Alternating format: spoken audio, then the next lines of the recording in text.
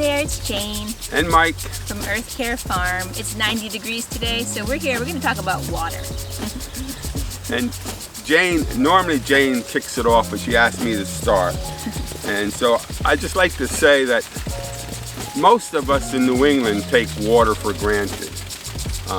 I had a roommate in college in the 60s from Kuwait, and he claimed that water is more valuable than fuel. There was a book written maybe 20 years ago by a water scientist that they came up with that, water is life, or water is everything. It was a very fascinating book. I forgot his name. I think he was Japanese, but it was a wonderful book. But here, the point is, when I say water is more valuable than fuel, it's very basic. We take it for granted. We're very privileged and fortunate to be able to do that. But back when I'm still friends with that roommate, and we studied in the 60s agriculture. And when I studied then, the text said you only need to irrigate farmers that are growing vegetables 1 out of every 10 years, they thought. Well, now with climate change, I don't know how you can not irrigate every single year. So it's, only water what you want to live and what you want to thrive. We need the water. We need to pay more attention. And again, back to compost. Compost will hold the water in your soil, and by composting materials, you're reducing the climate change factor by sequestering the carbon. So we're all about adding lots of organic matter into our soils. That's our best hedging for drought mitigation, and so we can water less. But we wanted to show you our watering techniques. We're yet to find the perfect watering technique. It's not a one-size-fits-all. So we're going to show you the 3 different things we have going on here. This is kind of my least favorite, the overhead irrigation. But when we have just seeded some cover crop here, I've got buckwheat seed coming up. We also have cucumbers, sunflowers, summer squash, zucchini. A lot of stuff has just been seeded. It needs to have consistent water, and I find from above that is the best. So we have had this designed to fit this field. I have 2 tripod sprinklers, rain towers they're called.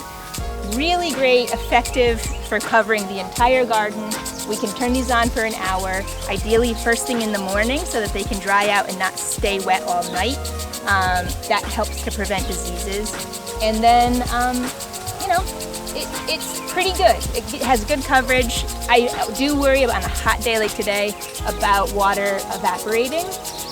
So always keep in mind trying to conserve the water, but you do the best you can. That's why you water early in the morning, because you have less evaporation. Yeah. So we're going to be shutting these off soon, but they did a nice coverage job of getting things, all our seeds watered in. And we're watering that life, not just the plants, but all the life in the soil too. They need water. So we'll show you our drip irrigation next. So here we are at our drip irrigation, a really efficient form of irrigating. If you have a home garden, you want to set this up permanently. We worked with a company called DripWorks, another one called Rainflow. They designed the system. It's really inexpensive actually, and very efficient. So it's great if you have, this is our row of tomatoes. They're looking great right now. I have a header where the water flows in, and then I have lines running where we want the water to run. And there's a hole every about about a foot apart. And I can turn each line on or off using this little just on or off, very simple system. And you get the water exactly where you want it, right up along the roots. It's not getting the foliage wet, which tomatoes especially don't like to get their foliage wet. They're really susceptible to disease that way. So it's a really great, efficient way. This is my favorite way of watering. But it's not practical for everything. If you're seeding a new bed of salad greens or something, it doesn't really work for that. So, but you can design your system to work with that. So beautiful. These plants, you'll see, are thriving more getting this kind of watering than in our home garden where we have overhead. I'll show you that in a little bit too. Jayne's made the system much more efficient, and as she's saying, when you sow a cover crop, when you see the big area, this system doesn't work, drip, but drip is great for row irrigation. Yeah, and much more efficient. The less time we can spend watering, the better. So this is great. I can turn it on for an hour, check it, and be done. Perfect. All right, let's check out the home garden. Here we are in the home garden where there's so many different crops in this little space that it is easier to water just from overhead. So we have one great sprinkler that reaches almost the whole garden. If I move it twice, I can reach the whole thing really easily. And I'm going to show you the tomatoes. They're not as thriving as the ones that have the drip irrigation, but they still look great. So kind of just have to sometimes choose the best for everything, and it might not be ideal for every single crop.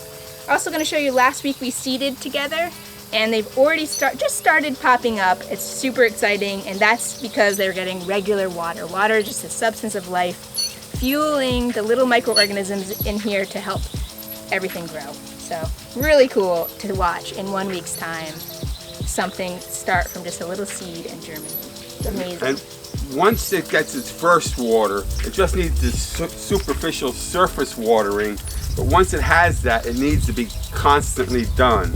You can't let it desiccate and dry out. Yeah. Because it is the microorganisms in the soil that need moisture also to release the nutrient from the soil. Looks like you need a good watering. It's so hot. Yeah, like I say, life is water. I am water.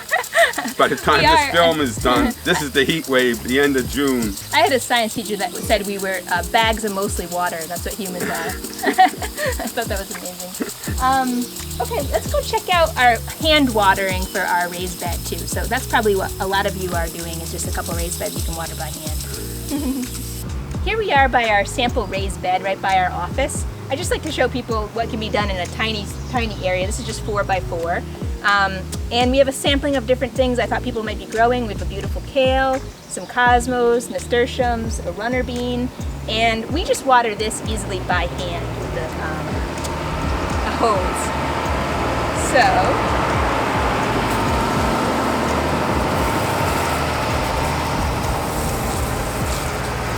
just want to get a good even soaking.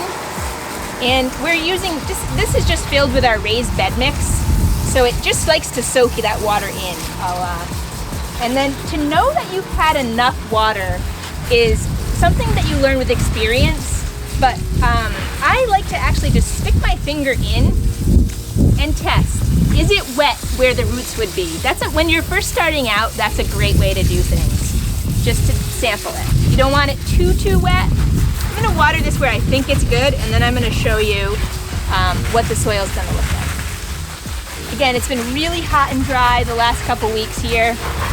We're in a little bit of a heat wave, and things just need a little bit of extra. Plus, it's a good chance for you to get in and see what's going on with your plants. The more you can keep the soil wet and not the leaves, the better. So aiming your watering device down is great. I like the shower option on here. You don't want to use jet, that would be too powerful. And I want to get that back tail. All right, I'm going to shut this off and then I'm going to test. So maybe we'll just come right in here. See this beautiful soil.